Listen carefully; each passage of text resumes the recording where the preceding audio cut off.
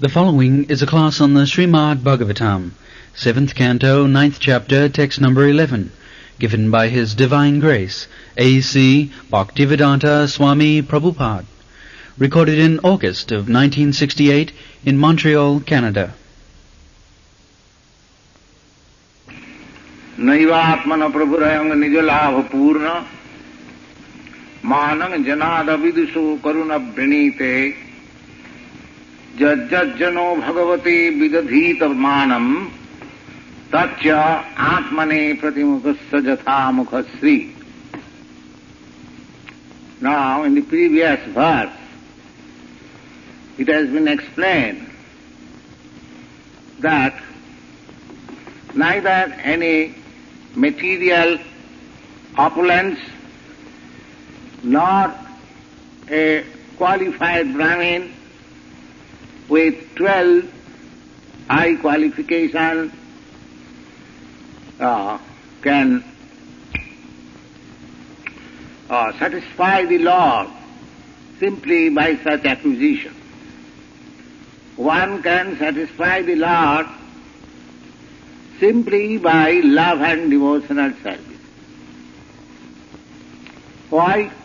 Doesn't he not understand why so much opulence is created in erecting nice temple or churches, and so much money is expended? Does it not satisfy the Lord? Why they are spending so much money? And the modern economy says that this is unproductive investment. Because if you construct a very big temple, just like in India we have got many temples, especially in South India, each of them is just like a fort, very big fort. There is a temple in Ranganatham. It is a few miles temple. There are 7 gates, very big temple.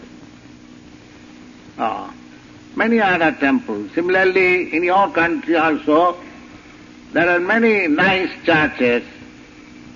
I have traveled all over America and I have seen very big churches. Here also, in Montreal, there are many big churches. So, why they are spending so much money?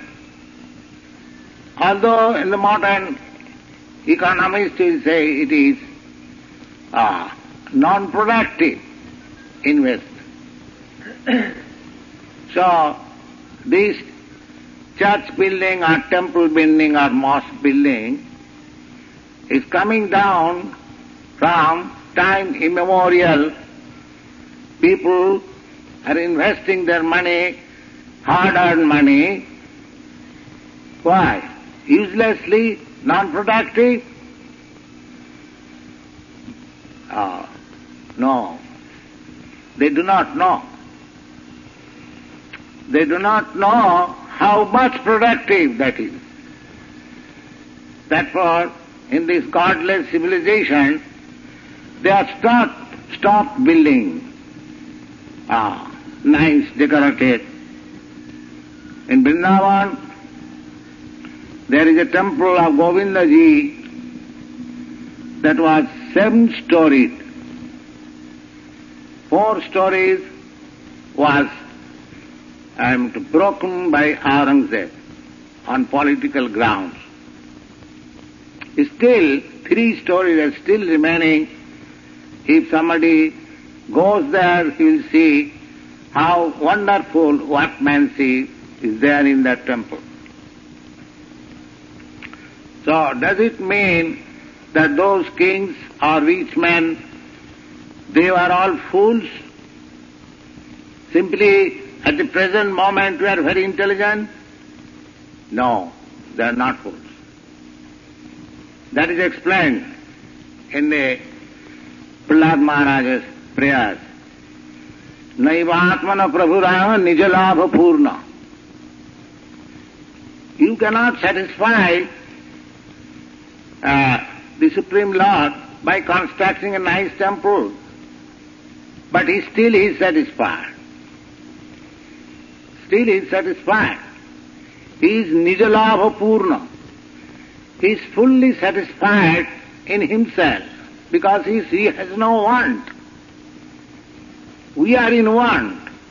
Suppose I am renting one small apartment.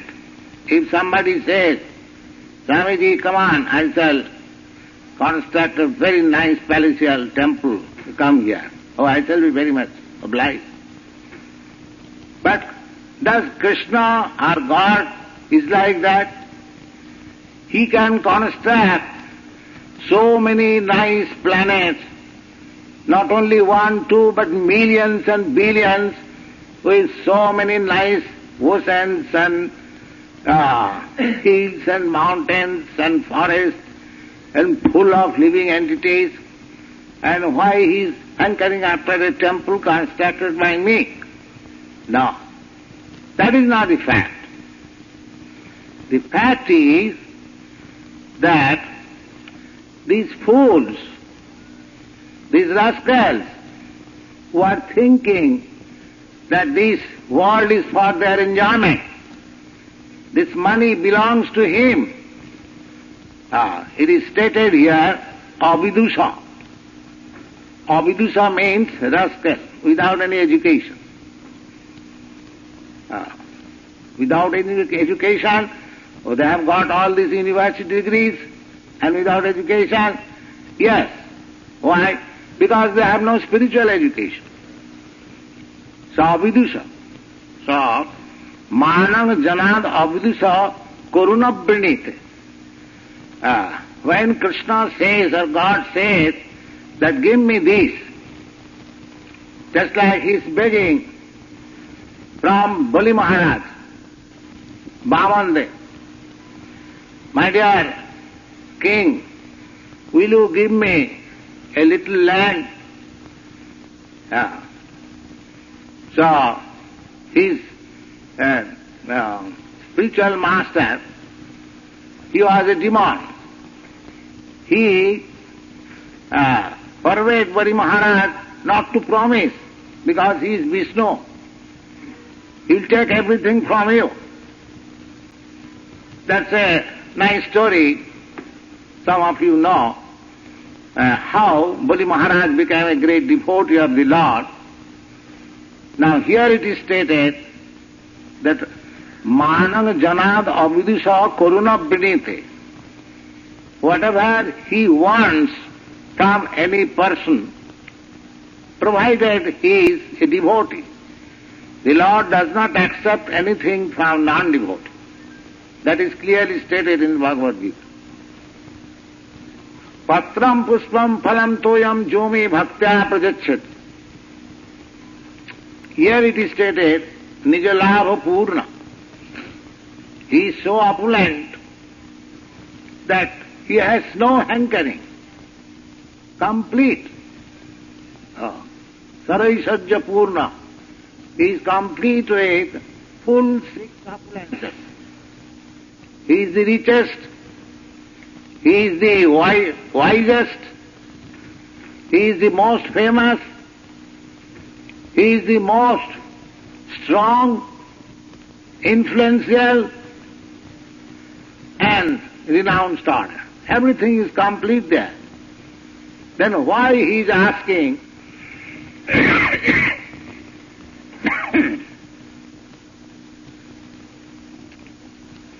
that patram puspam phalam toyam jomi bhakta prajachyati. He is so rich, so opulent, still he is begging that little flower, a little water, a little fruit, if offered to me with devotion and love, I accept and eat it. So, the real fact is that we have lost our devotion and faith in God. So he is begging therefore that love and faith, not your money. because he is already opulent. What you can give him? And what belongs to you? Nothing belongs to you.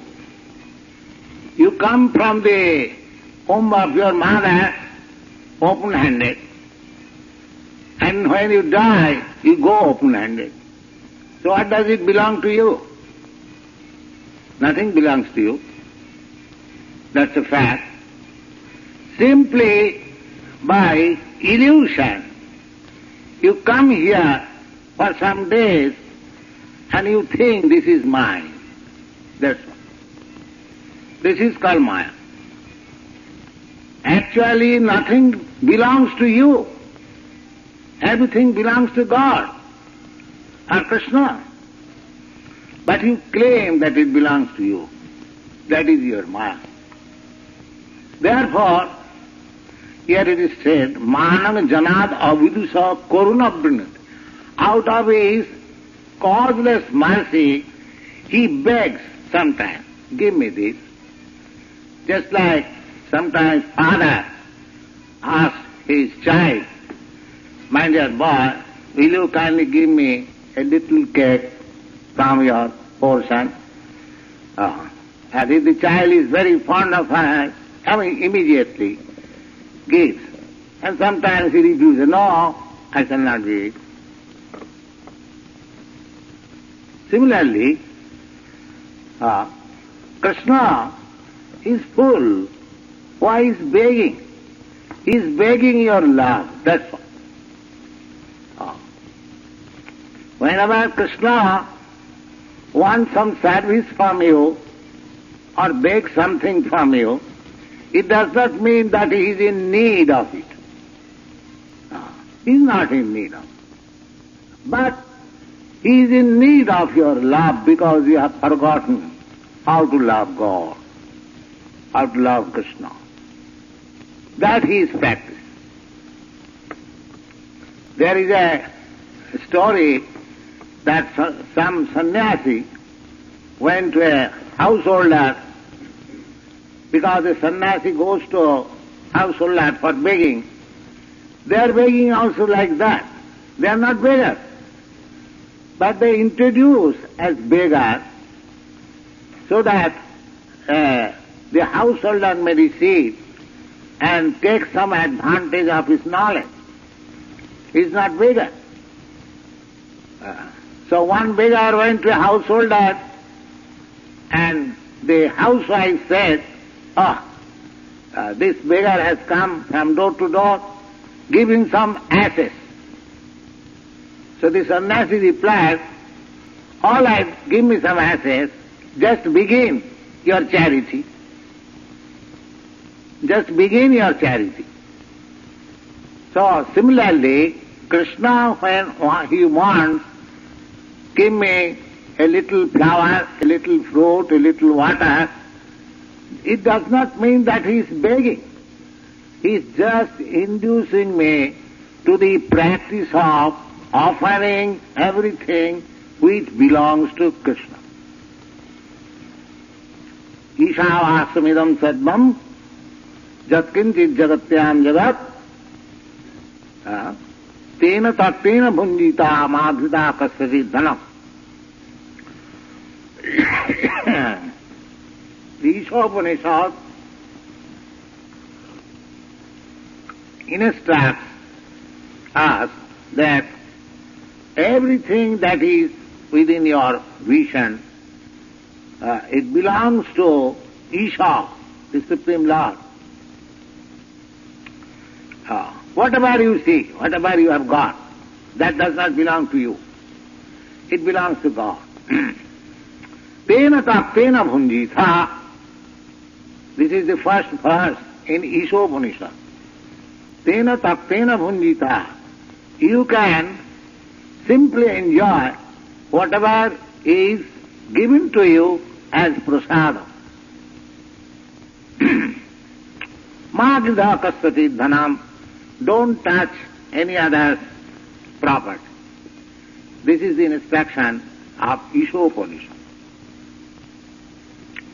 So, we have forgotten this. See, in order to instruct us the principle that everything belongs to God. This is the beginning that we should try to offer whatever we have got. Krishna is ready to accept from you a little bit of water, a little bit of flower, a little bit of leaf or fruit. Practically it has no value. But when you begin to give to Krishna, then gradually a time will come when he will be prepared to give everything to Krishna like the gopis. This is the process. Sarvatmana. Sarvatmana. Sarvatmana means with everything. That is our natural life. When we are in consciousness that nothing belongs to me, everything belongs to God, and everything is meant for God's enjoyment, not for my sense enjoyment. That is called Krishna Consciousness. Krishna Consciousness means to be situated in the actual fact. Whenever we claim something that this is mine, it is called moha, illusion. Aham mameti, janasya moho ayam. This conception of mine and I is a platform of illusion. Janasya moho ayam. This whole world is moving under this illusion that I am this body and everything, I am the monarch of all I survey. This is the philosophy. Whatever I can acquire, that is mine. This is wrong. This is called illusion. Therefore, we should try to give to Krishna, not to ask, because he has given us everything without asking. Without asking. We go to temple or churches to ask for our daily bread, but the birds and beasts, they have no churches, no temples, they do not ask. But how do they get their bread? Therefore, according to Srimad-Bhagavatam, there is no actually bread problem. The only problem is that we have forgotten our relationship with God.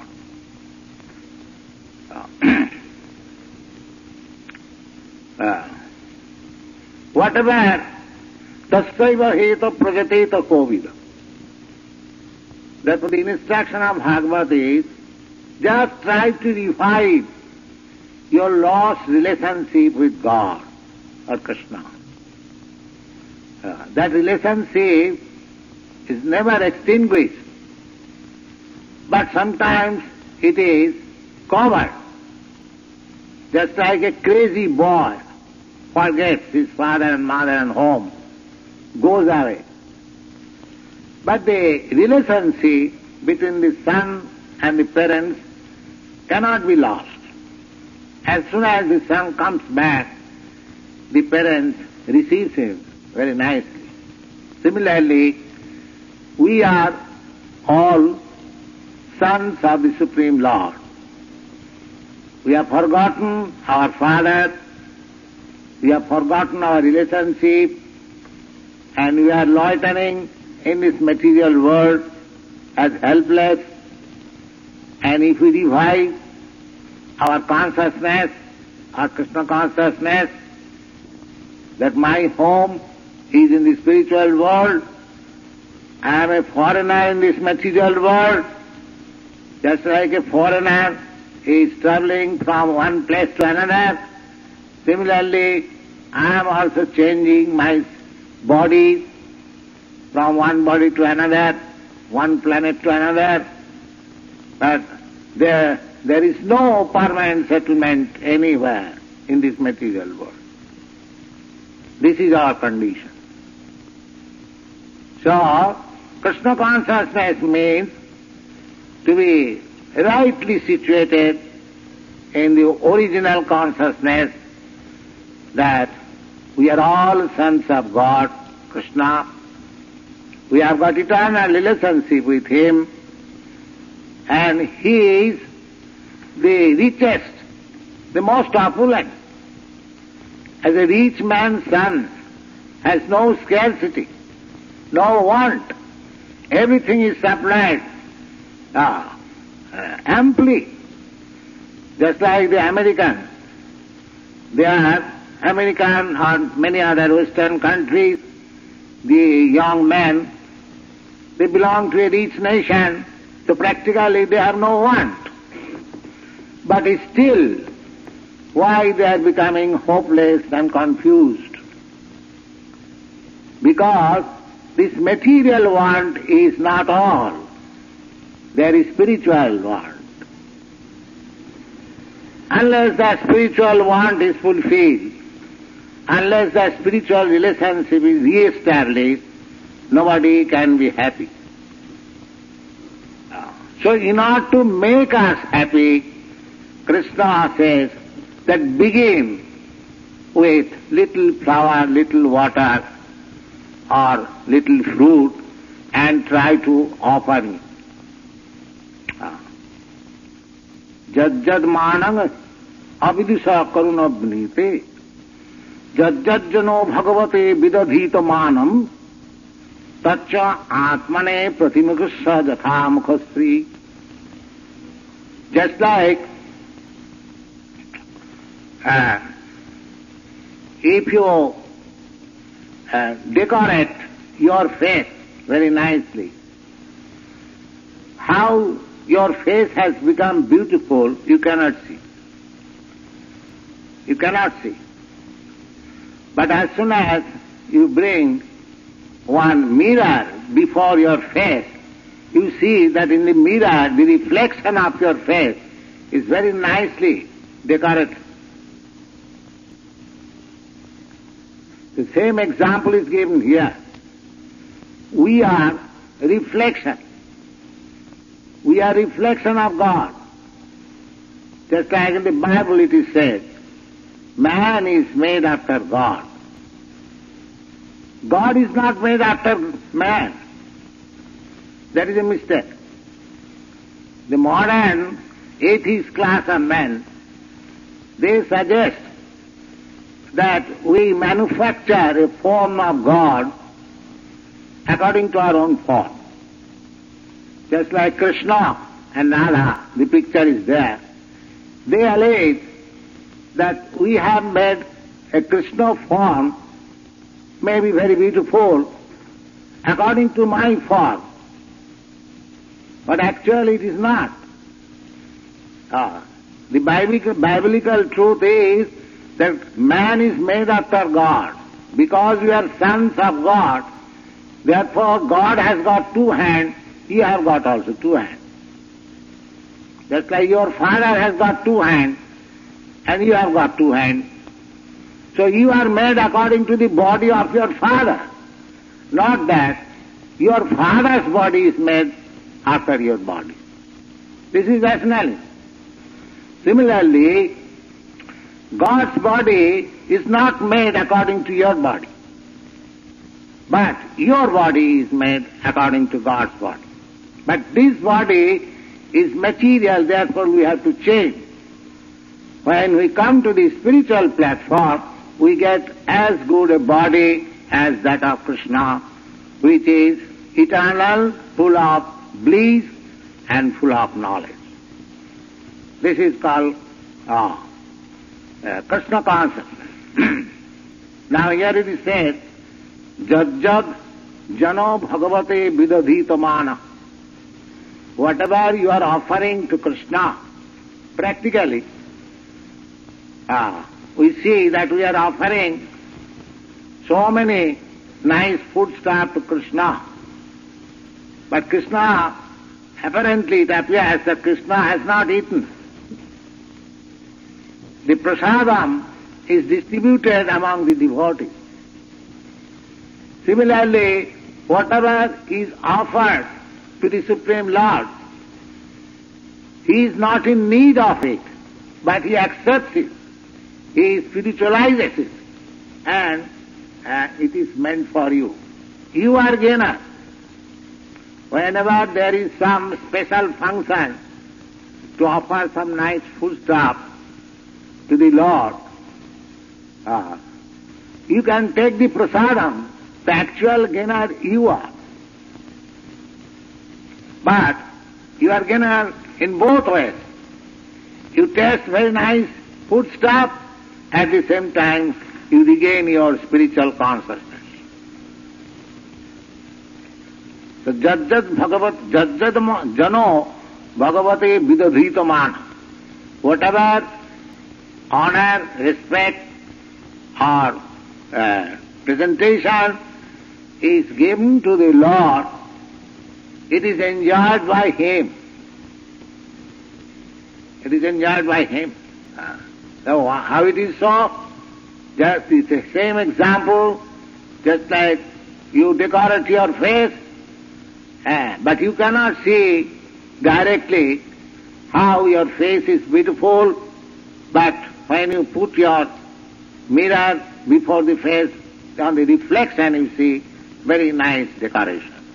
Similarly, if you decorate the Supreme Lord Krishna, that is the system of temple worship, very nicely decorated temple, very nicely decorated deity, all nice food stuff offered to the deity, you will feel enjoyment. The more you do that, you will feel enjoyment. It is not non-productive. It is very spiritually productive process. Jajjano vidadhita. Ayam Prabhu Ishara. Ishara, Prabhu means Ishara. Naivatmana Prabhurayam. Nijalabha Purna. Prabhu means Ishara. Prabhu means master, controller. If a person is controller, master of a big establishment, so what the laborer can offer him? He is already the proprietor. So here it is said, Ishara avidisa akalpa vijanat manang pujang atmana arthe na vrinite. So do not foolishly think that the prescription given in the Shastras, that whatever you have got offered to Krishna or offered to God, it is not that God is in want, it is your interest. The more you give to God, the more you become benefited. It is your interest. But the foolish person, they do not know it. Therefore, God, like Bali Maharaj, he goes, like Bhavan there, he goes to beg from Bali Maharaj. And his representative, devotees of God, sannyasi, they also go to beg, my dear sir, give us some contribution for our temple. It is not that he is beggar. It is for the person's benefit. He is spoiling his life in sense enjoyment, and this representative goes to him and takes some money from that hell-going activities and offers it to the deity. So he will be saved. Salpam apiyasya dharma satrati mahato bhaya. Willingly or unwillingly, if you offer something to God, that will be a permanent credit. A permanent credit. Salpam apiyasya dharma satrati mahato bhaya. Even little done, it can act so nicely that sometimes it can save you from the greatest danger. Just like Ajamil. The story of Ajamil is that he was a son of a Brahmin, and he was a very nice boy. He was married, and he was acting just like a Brahmin boy. One day he went to collect some flowers and some wood from the forest for his father's worship. His father was worshipping deity and he was helping. On the path he saw that one Shudra and his wife, without any shame, they were embracing and kissing. This young boy became attracted.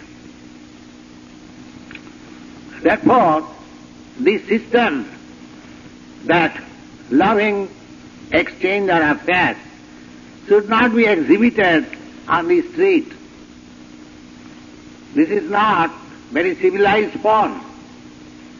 In India it is not at all allowed. It is calculated as indecent. There is punishment by law. But here the practice is different.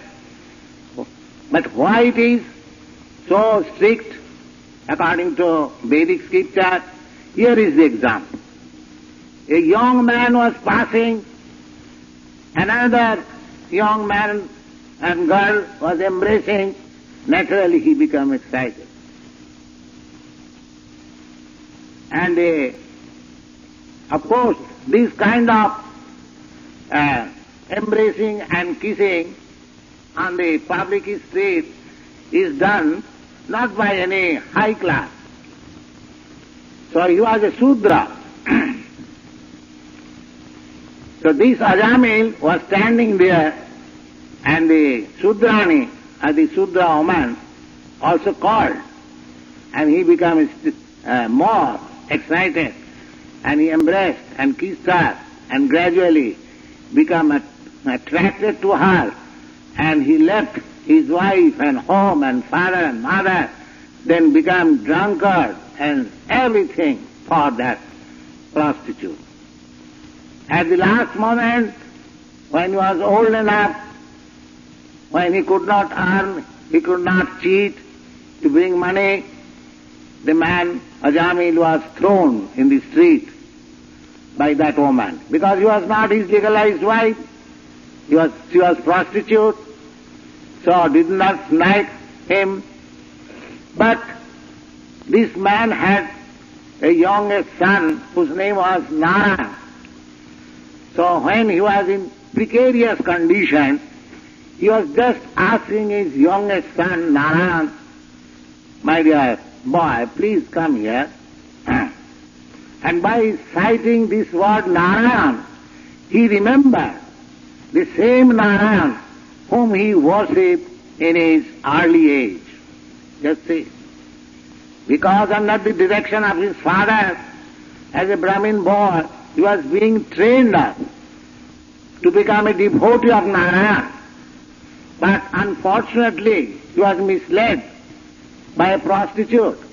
But still he was saved at the last moment. And this is confirmed in the Bhagavad Gita, Salvam apiyasya dharma satrayate mahato bhaya. So anybody who is chanting Hare Krishna, even for a moment, it will never go in vain. It will act. It will act, and it will act so nicely that sometimes it will be saved from the greatest danger. That experience some of our students have already expressed. One girl is present here. She also experienced it. She was attacked by some black Negroes, and she began to chant Hare Krishna, and she was saved. So these things are actual facts. There are many instances. So anything, a little flower, a little fruit, a little water, you offer to Krishna, or if you chant for a little while Hare Krishna, or if you make association with devotees for a moment, this will never go in vain. So the purpose of opening so many centers of Krishna consciousness is to give chance to these forgotten men, Krishna consciousness. It is not a business. It is a charitable institution. It is hospital to cure the material disease. So unfortunately, people are not taking very much advantage, but those who are fortunate, ei rupe brahmanda bhumite kono bhagyavan ji. Bhagavan, so only the fortunate one, as it is also expressed in the Bhagavad Gita, jesamantagatam papam, one who is completely free from all sinful reaction. Such person can take to Krishna consciousness. But the door is open for everyone. Everyone can come here and chant Hare Krishna. It is not difficult job. We distribute prasadam. So take advantage and be benefited in Krishna consciousness. Thank you.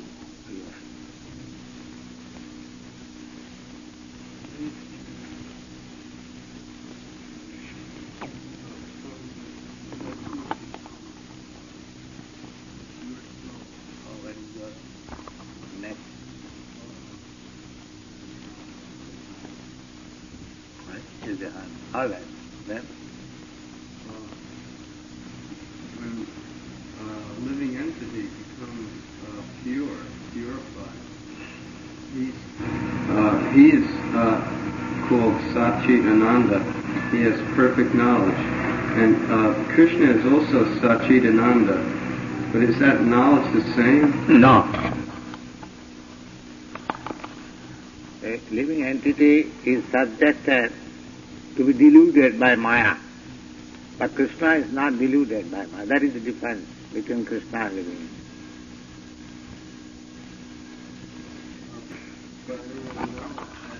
A pure devotee has, that's not the same, even though it's perfect knowledge. No, it cannot be as perfect as Krishna. That is not possible, because you are part and parcel of Krishna.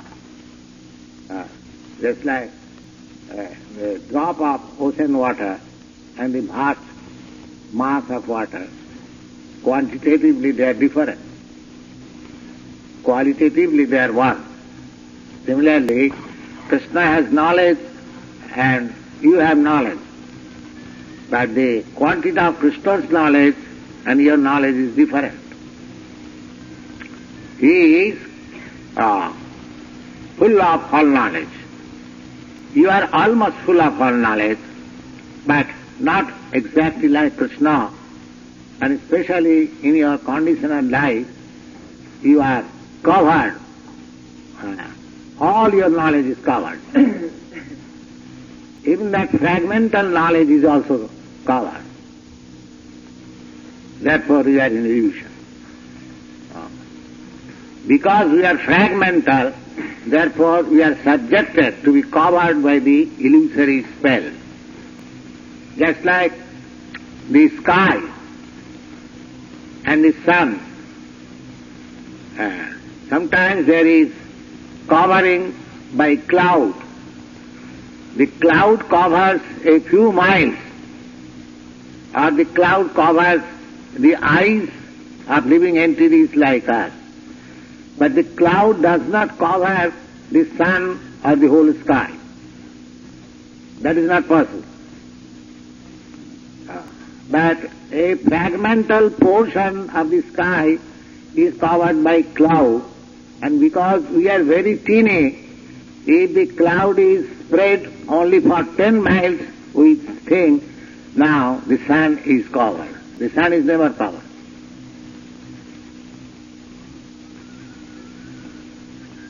Similarly, the illusory energy cannot cover Krishna, but it can cover you.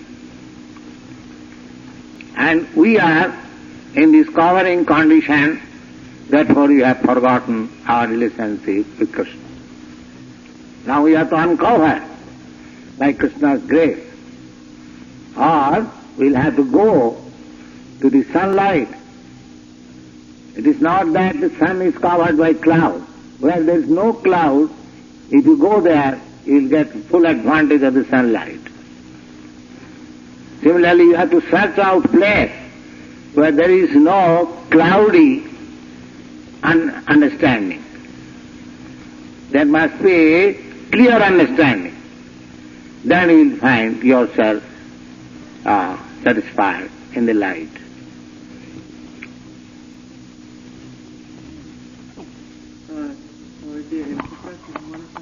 Professor Sanyal's book, he says that the mind is an organ of the soul. Yes. Is that correct? I always thought the mind was part of the material, the subtle body, subtle material body. No, organ of the cell. It is covered by the material energy. Oh, so then originally you have got everything. You have got mind, ego and everything. Just like when I think, aham brahmasmi, I am servant of Krishna, that is also ego. I am, but that is pure. But as soon as I think I am American, I am Indian, I am this body, that is impure. So this is impure egoism and that is pure egoism. The ego is there. Similarly, mind is also there, intelligence is also there. But when it is covered by this material contamination, it is called Maya. And when it is out of material contamination, I am Brahmasmi, I am servant of Krishna, I shall act for Krishna, I shall live for Krishna, I shall eat for Krishna, I shall prepare foodstuff for Krishna, I shall sing for Krishna, everything Krishna, that is liberated. So that mind is part of the soul, just in the Yes, polluted. that is a symptom of mind is the active principle. Without mind, how can you act? The mind is there. But at the present moment, becoming covered by the material energy, everything is contaminated. The mind is contaminated, the intelligence is contaminated, the ego is contaminated, I yourself am contaminated, everything is contaminated. When you have got fever, there is pain all over the body. There is temperature all over the body. And when the fever is off, there is no temperature. Similarly, it is the defense of consciousness only. As soon as we take material consciousness, it is to be understood in feverish condition. And as soon as we take to Krishna consciousness, we are out of feverish condition.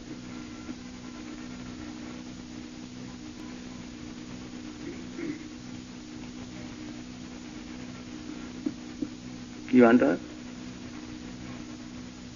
Yes, you can ask.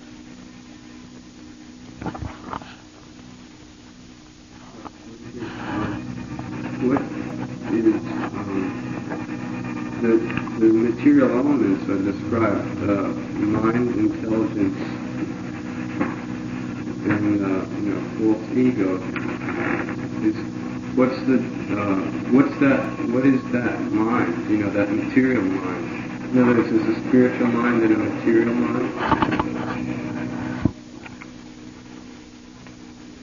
What is the difference of your material life and spiritual life?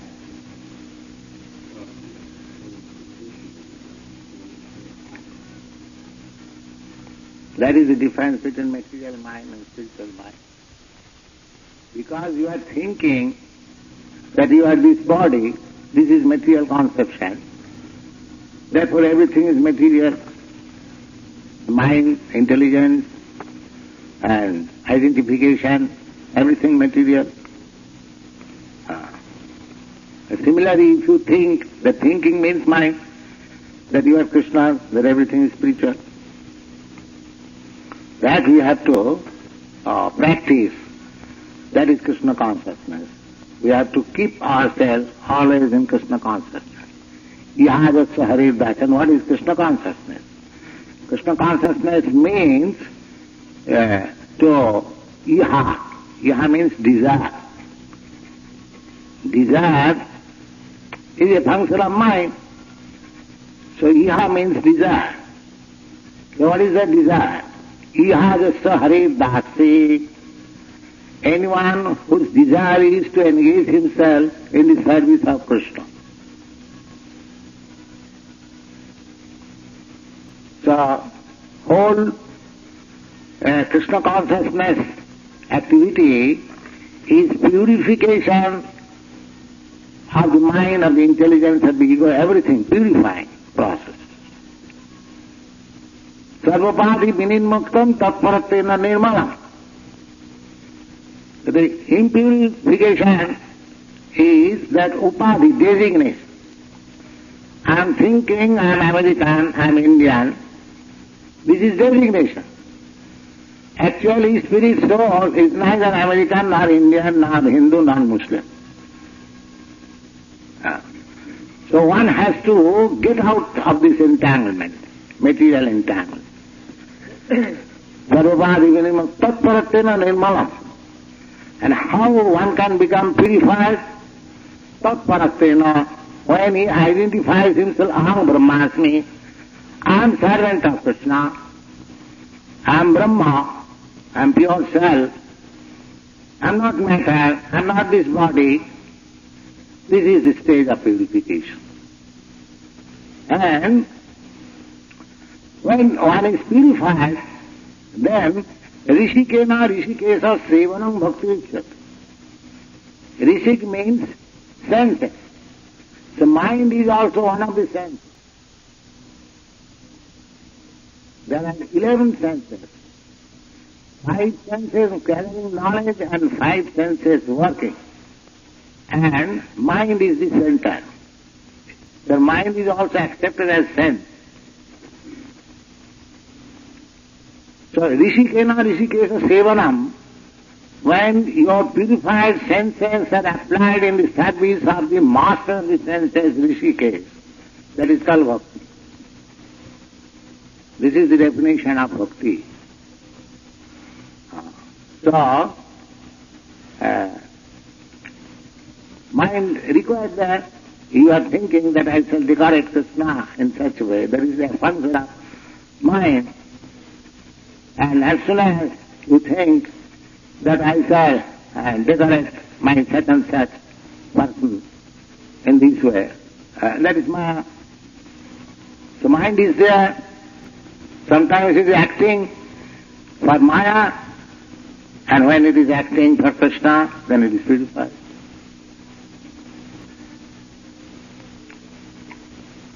So, in the Krishna consciousness, nothing has to be eradicated. Everything has to be purified. This is Krishna consciousness process.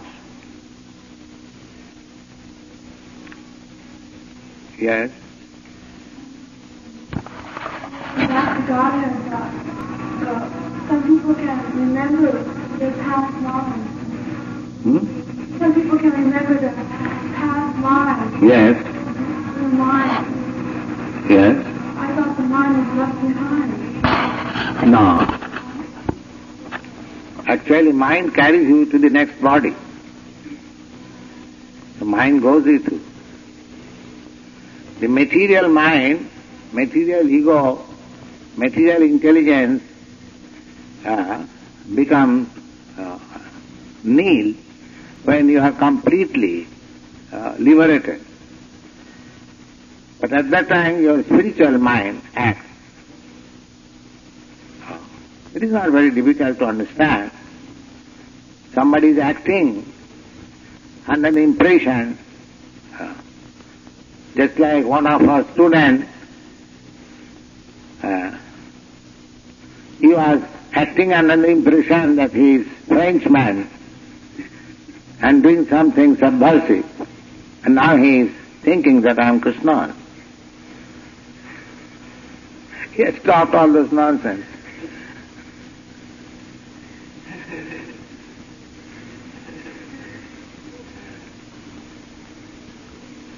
Here, when you are thinking that he's a Frenchman, that mind was there, and now he's thinking that I'm Krishna, the mind is there. So where is the chance of losing the mind?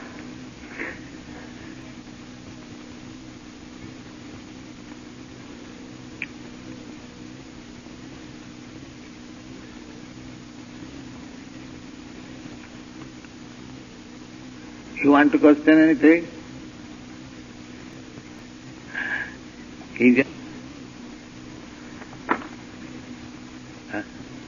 This boy? Huh? Huh? He's a girl? Oh. That's all right.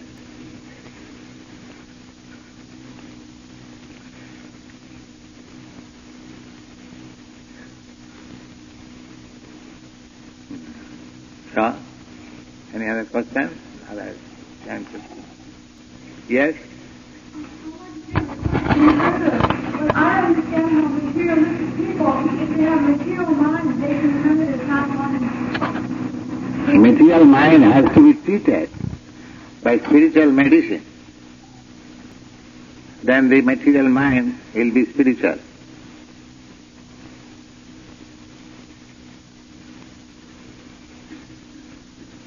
Just the same example that a man has got some bowel disturbance by drinking excessive milk, and the physician gives him another milk preparation, curd, and he is cured.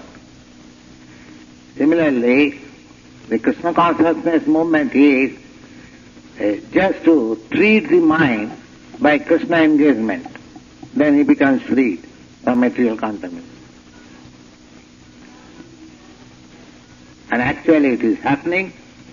Those who are taking to this treatment, they are experiencing how it is happening.